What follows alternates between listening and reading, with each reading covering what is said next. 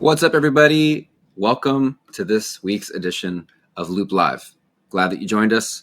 My name is Matt McCoy. I'm the founder of loopcommunity.com and the host of the Loop Live show. Today, we have very special guests with us. We've got Phillip and Vincent from Common Hymnal. And we're going to talk about what's happening over at Common Hymnal, their music. If you have not listened to Common Hymnal, I highly recommend you go check them out on Apple Music, Spotify, wherever you listen to music. They've got a new song, Amazing Grace, which we're going to talk about a little bit. And any questions you have, type them into the chats wherever you're watching from. And I'm excited about this interview. So let's go ahead and bring in Phillip and Vincent from Common Hymnal. What's up, guys? What's up? Good morning. Man, good to see you guys. Where are you located in the world right now? So we're actually both located in Knoxville, Tennessee. So okay. That's where I'm at right now. Yep. Just different sides of the city. Yep. Yeah. Awesome. So maybe just for people who don't know who you are, let's just give each of you like a couple minutes, just introduce yourself and what you do with Common Hymnal. Vincent, you first.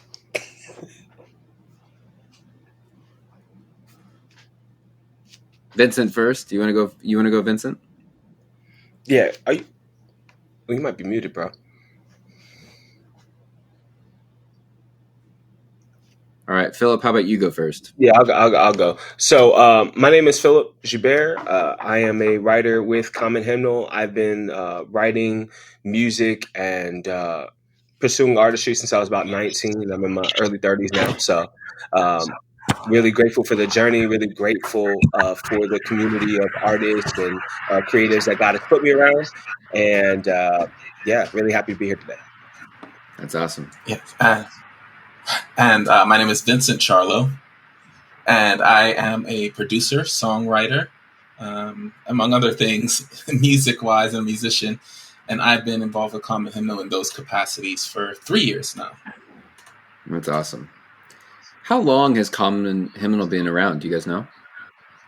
I want to say since about 2015.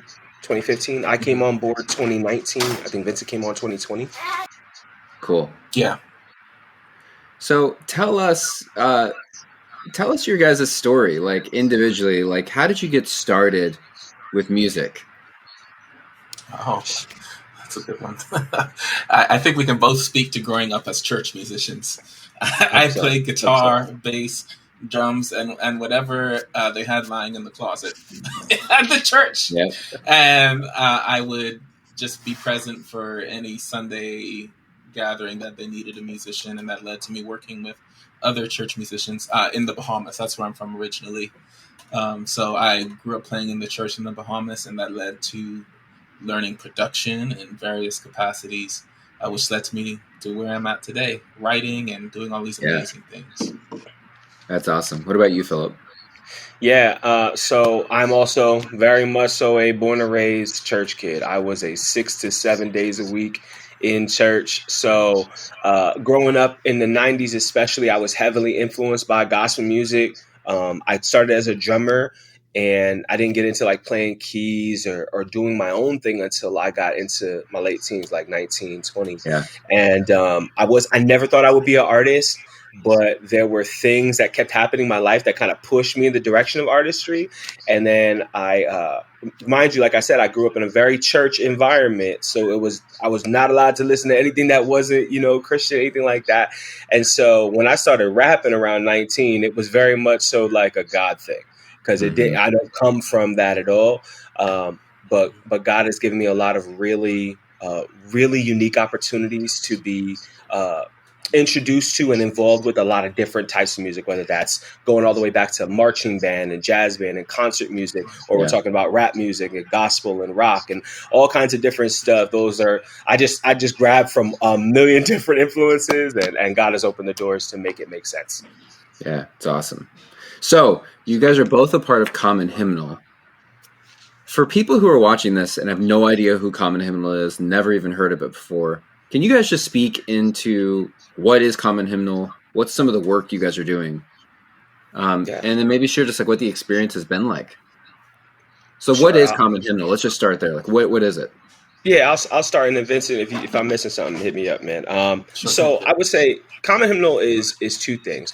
Common Hymnal is both a um, a family of artists and creatives, and it's also somewhat of a publishing initiative. And so the idea is that in the Christian music world, there is a mainstream, there is a you know a most regularly approachable lane, and many artists don't fit in that lane. And Common Hymnal is kind of geared towards and envisioned behind providing a lane for those people, providing a space where if you are gifted in multiple areas, that those multiple areas are welcome. And the unique position of Common Hymnal is that we are focused on worship with a social conscience. So we don't want to use worship music and the exaltation of God and spiritual language as a means of ignoring the realities of life or ignoring the tragedies of life or not speaking to injustice as the scripture calls us and demands that we do. We want to be able to harmonize the beauty of creativity and music and art and expression with the solemn, real, heartfelt understanding that God is the God of all people and not just the people who may be doing really well. He's also the God of the people who are really going through it. And so that's kind of the mission of what Common Hymnal does. We write songs that are focused towards Jesus, but often talk about topics that a lot of mainstream Christianity just doesn't want to talk about necessarily. It's not as popular, but we're really grateful for that opportunity because it has allowed us to reach people that much of the mainstream isn't reaching right now, just to be totally frank. So Yeah, that's awesome. Phil pretty much said it all, but again, just neatly summarize, we try to write where the sky meets the land and where the voices of those are on the margins that don't often get heard. And that's a lot of what our songwriting will revolve around. Still, while obviously keeping Christ at the center and exalting God as the one who is sovereign over all things. But it gives us a unique perspective to really convey what it feels like to have faith in the moment, not just for the end, but for the present. Yeah, that's really and great. I'll also say, as far as speaking to my experience within Common Hymnal, it's hard to briefly summarize what Common Hymnal Yeah. has meant to me and so many of us. When I use the term family, I do not use that term loosely. I don't just ride for just anybody. I don't come from an environment where we just call everybody brother and sister. If we don't believe you, you're not family. I come from a very big family. My grandmother's one of 18 kids. So when I talk about family, it's a big deal to me. And Common Hymnal really is very much a family. It's and not in the sense of who's in, who's out, but in the sense of when you're here, you're welcome, and all of you is welcome. And so when we come to write, when we come to write songs, we're encouraged, like, don't focus on trying to write another hit. Don't focus on trying to break into the charts. We want you to focus on being the most authentic expression of what God has created you to be, and to say what God is calling us to say in this time and in this season. And that allows for the realest, most fun moments. And so when we get together, we go hard for a few days. And in It's like true. 2-3 days, you're talking about 20, 30 plus songs written and often recorded, often video shot. When we go, we go. But also at the same time, it's joking, it's laughing, it's a lot of clowning, a lot of dancing, and just having fun at the same time. So it really is a beautiful family effort and a really honest, organic environment. And it's the most fun I've ever had songwriting ever. I never did group writing before because of hip hop culture. We don't share lyrics in hip hop culture. And when you get over to doing other things, it's like, wow, this is a really welcoming environment. And I've grown exponentially as a songwriter and as an artist as a result of that community. So, yeah. Would you say you guys are trying to write songs that people would sing in church, or songs for people to listen to? And I think that's the beauty of what we're doing. It's both and. The majority of us have jobs in the church or are involved in the church, or we're involved in the church. So that naturally compels us to write things that can be sung. But also we have a large catalog of songs which are just there to listen to. I think it's even kind of in the title of what we do, Common Hymnal. We are and we aspire to be a hymnal. And if you've ever been involved in a liturgical church that had a hymn book, there's some hymns that you maybe have sung once in your whole life. Some that will be your personal favorite, but others won't rock with. That doesn't connect with them. Yeah. And I think that's the beauty of what we're doing. We have songs that could be sung faithfully every other Sunday, every Sunday. And we have some songs that are just for you in your prayer closet, or for you while you're driving in your car trying to get hyped up for work, which is why we have such a range. The majority of our music is worship, is singer and songwriter. But we also have hip hop. We also have some spoken word poetry. We also have what we call truth be told, these spoken word pieces put to music. And we even have some art and some poetry written poetry on our website. It's just the beauty of being a hymnal, I think. Yeah, I love that. What does songwriting look like for you guys? Man, songwriting for me is about meeting a need. So that's really how I function as an artist personally, and as a creative in general. Whatever the need is what I want to hone in on. So when we come together to write, oftentimes we have prompts, but a lot of other times it's, hey man, this is what's on my heart. This is what God is talking to me about. What do you guys think about this? Can we write something about it? And we kind of just start throwing ideas out. And generally speaking, most of us are pretty seasoned songwriters, and that's a real blessing because it makes the process a lot more. We're all fluent in that language, and when we're not understanding each other, we are assuming positive intent. So it's not like why don't you just say the thing I want? Nobody's trying to crawl over each other for lines. It's a process of how do we get this message in a way that it's artistic expression. And then we also consider what's the function of this song. Is this song meant to be a vertical worship song to Jesus? Is it meant to be a horizontal response to Jesus, or a horizontal response to the way that the Spirit is calling us to live in this world? Or is this song meant to disrespect your neighbors at 2:00 in the morning when you play it loud? Like, what is the purpose of this song? And whatever that purpose is, we want to lean into that. And a lot of times, man, I'll tell you, even there was a song that we just recently wrote, and I can't wait for it to come out. And as we were writing this song, one of our writers kind of redirected us like, hey, I think what we're trying to do is this, but we're doing this. And so we have these pivot moments in the songwriting, and often that ends up being the thing that takes the song to the next level. So it's definitely a process and based off the need and kind of what we're trying to do. What would you say, Vincent?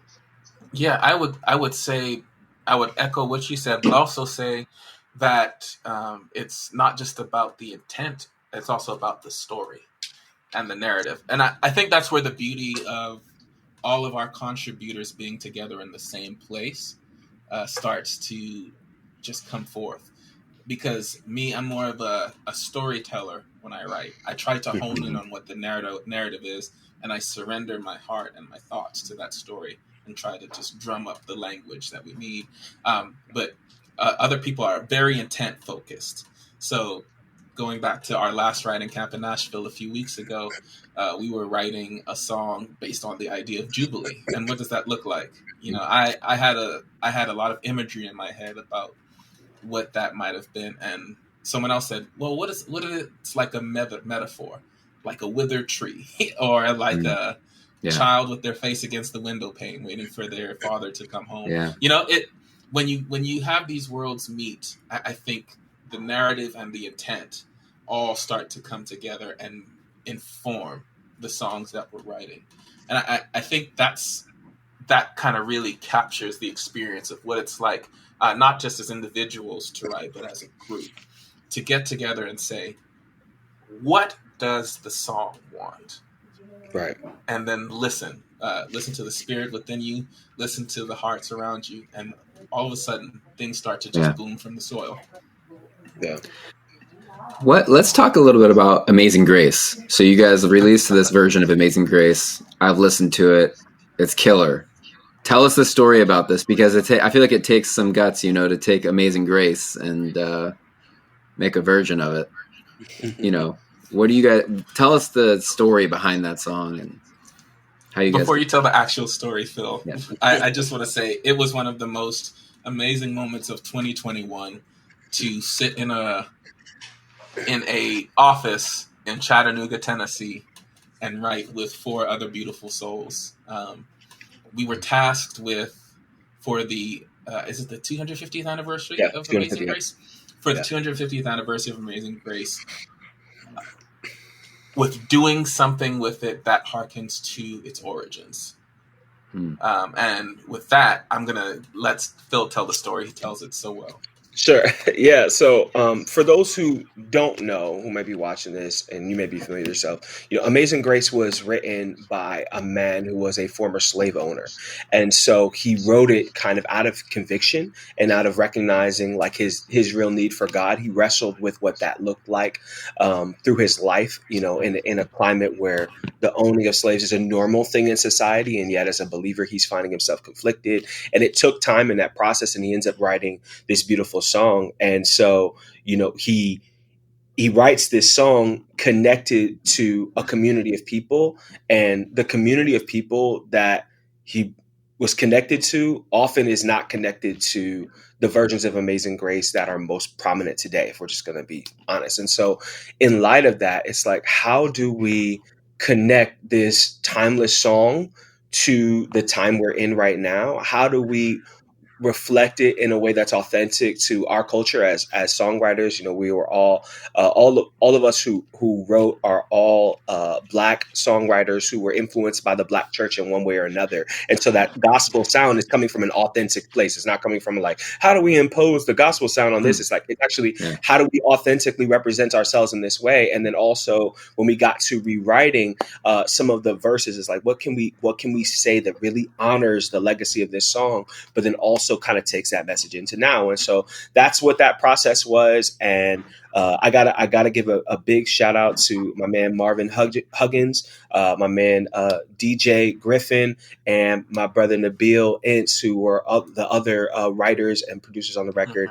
And Nabil, man, that guy's a genius when it comes to keys. So he started getting some ideas after that completely flipped the sound of what we even worked with in the original, right? And when we heard it, we were like, oh, this is exactly what we need. Do this, Nabil. Do this, Nabil. Exactly. The process of getting Nabil of getting Amazing Grace finished was a series of stacks of things. Like, okay, let's start with the writing, and then let's start with the chords, and then let's get to the singing, and then let's get more people singing on it, and then let's change the feel in it. And when it came out, it was like, oh, this feels like exactly what we needed to hear.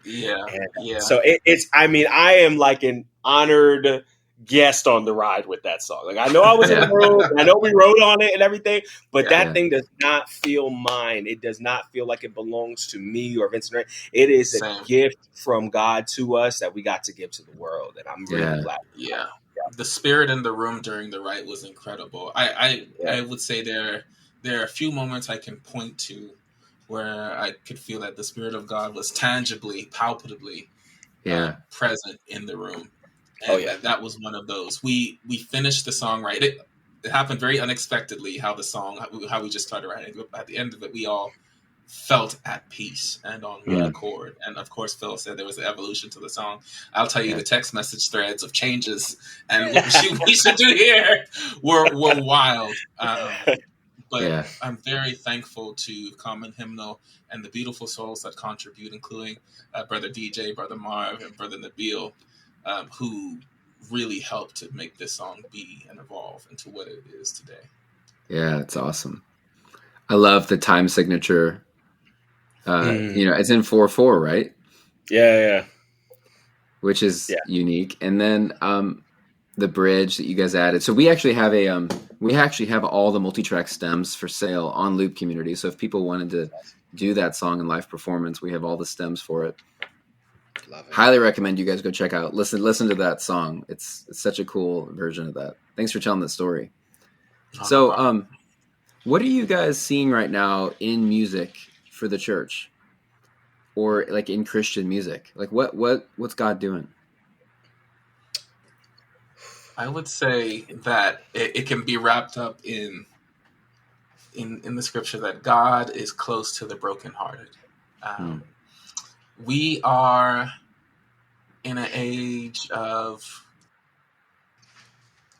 let me word this carefully, but we are in an age where it's easy to feel unseen.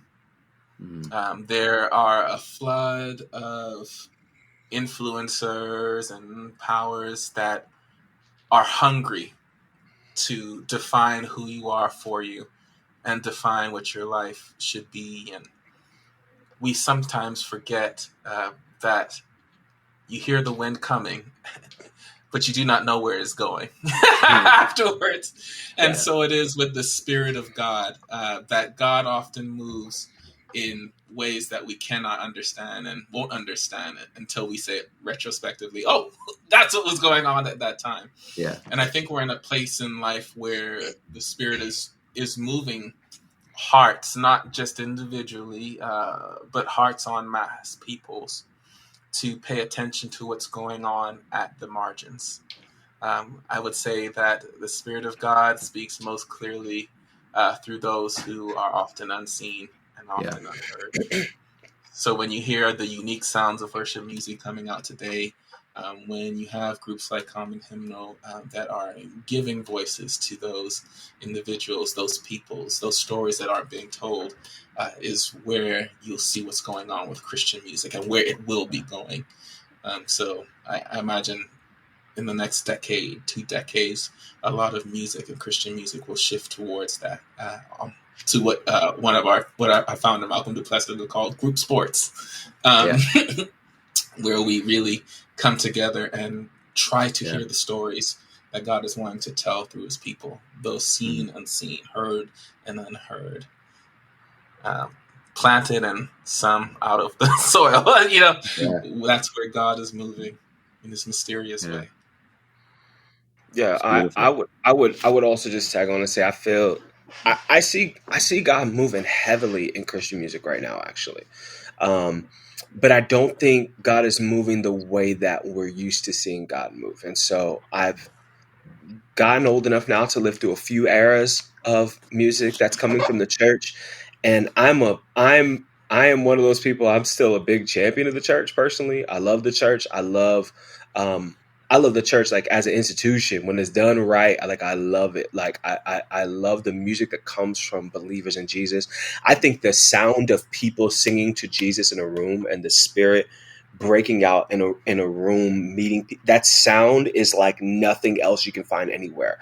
And I believe that what's happening right now in the some of the implosions that we're seeing even in Christian culture is God calling us back to a place of authenticity, and God calling us back to a place where we cannot manufacture something that simulates his presence, that simulates the presence of God or simulates the power of God, but that we're actually doing and saying the things that we've been called to really do and say, so that we see authentic representation of what God is doing coming from the church. And so I think COVID has pushed people to the brink of their fakeness.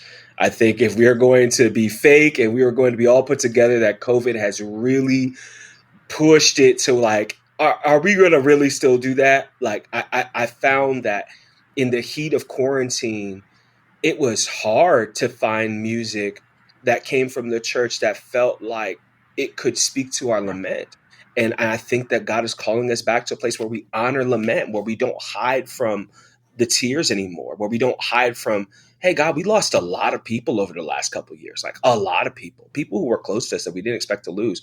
Where are you? And then God wants to reach through us in that time. And so, I think authenticity is going to be huge for the future of what God is doing, what's happening from the church. And I think also that God is challenging people to really reach into what they sound like and not continue to emulate the sounds that have been out. And so the majority of us are singing music that is coming from a small handful of places. And there's so many people that Jesus has saved and so many people that the Holy Spirit is working through. I'm like, there's got to be other writers out here. It can't just be us all doing karaoke every Sunday. And so I really think that God is opening up, he is opening up opportunities for music to come forth that is really going to truly represent his people, and not just represent what it looks like when we are polished and produced, but really represent what does it look like when people who have been changed by Jesus start singing about it. And that's what I'm excited about, because I don't think that a lot of what we're doing that we're used to is going to last another 10 years. I think we're going to be challenged continuously in culture. But my hope is that I know God has not changed no matter what culture does.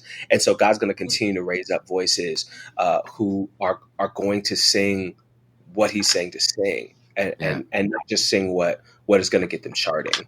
Hopefully all that makes sense. Yeah, it's good. I love what you guys are doing. So what's next for Common Hymnal? What are you guys working on? Ooh, Give us a sneak peek. Things. That's a beautiful thing. We're currently in the midst of releasing our next worship project, which is called No More Wasted Years. We've released 3 singles from it so far. We've released the title track, No More Wasted Years. We've released Breaking Me Down, and we've released another track written by Brother Phil himself, No Vacant Thrones, that just released last Friday. And that's 3 of 11, I believe. So we're in the midst of finishing that up. And like Phil said, at our last writing camp, I think we wrote close to 30 songs. If not over 30 songs. And I know we recorded like 20 something of them. It's like, nonstop. Yeah. So when you guys do those writing camps, do you go into the writing rooms with a theme that you have to write on, or is it just like free for all? Like, hey, someone has an idea and we jump on it and you continue, or do you go in with like a very specific, like, we're writing a song about blank? Both and. Sometimes we'll get directives, say, hey, what does it look like to write a response to a national tragedy to help people process their grief? What is it like to write a song about the loss of life and processing that? So we do get directives, and then we'll have space for both. I think that's the beauty and the challenge of it. We'll get these directives, and then after you see what other people have done, say, oh, how did you write that? You get the fire within you, and you're like, oh, well, we can write about this, we can write about that. Yeah. How many people are a part of Common Hymnal? I don't have a number. It's a lot. Is it like 30 or is it like 100? So I would say within the amount of people who have been connected to what we do, I would say it's within 100. It's definitely over 20. It's probably, I would say, somewhere within a 20 to 50 person range of people in different times, in different seasons. The beauty of Common Hymnal is we're not like a group in the sense of like, here's Common Hymnal, the group. And then, it means this person. Like, we are all individuals who have different things going on apart from what we do as a whole. But when we come together as a whole, it's for the benefit of the whole, and it blesses everybody. And so it's really a matter of availability and where does the need come in? So when we did a hip hop camp, obviously we're not going to have 30 singer-songwriters on a hip-hop project because everybody don't rap.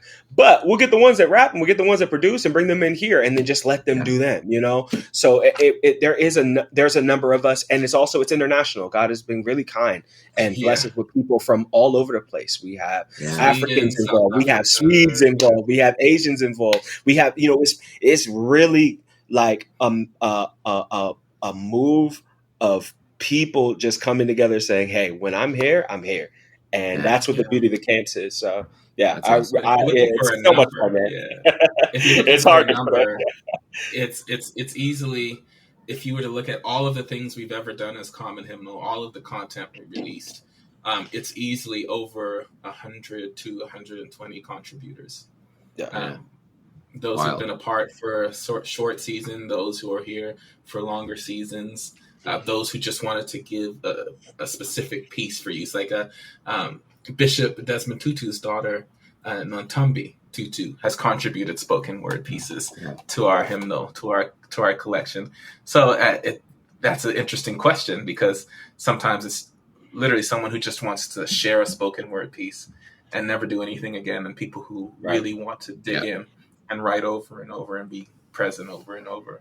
Yeah, that's awesome. Well, you guys, it's been great meeting you.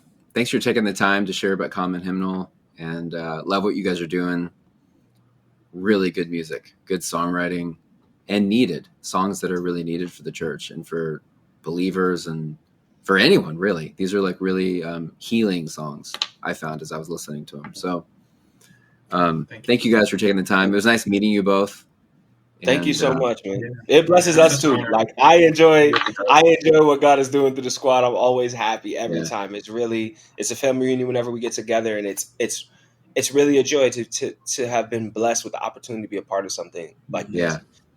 Because it's blessing a lot of people, and it's reaching the people who often are not reached. And I'm just really, really grateful. Really grateful. Yeah. And you guys have a great leader with Malcolm.